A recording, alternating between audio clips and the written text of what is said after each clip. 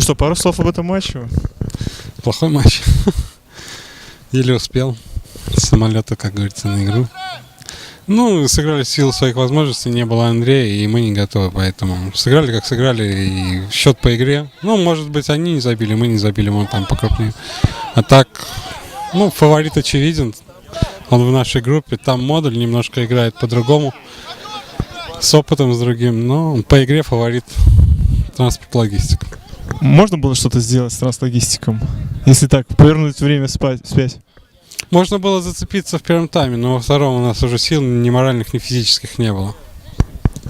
Ну, вообще, как почувствовать на себе этот каток транслогистика? Не было катка.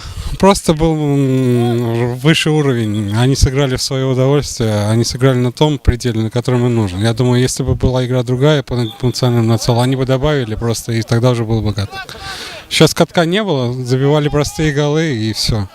Мы забивали то, что могли, они забивали то, что хотели. Их игра вообще чему-то учит вас? Да нет, опыт-то большой. Играли против всяких команд. Просто не все у нас такие игроки в команде. И, ну, кто-то, может быть, и опыт принимает. Но я для себя ничего тут не подчеркну. Вижу, что взаимодействие хорошее. В таких командах тоже играл, поэтому все знаю. Спасибо.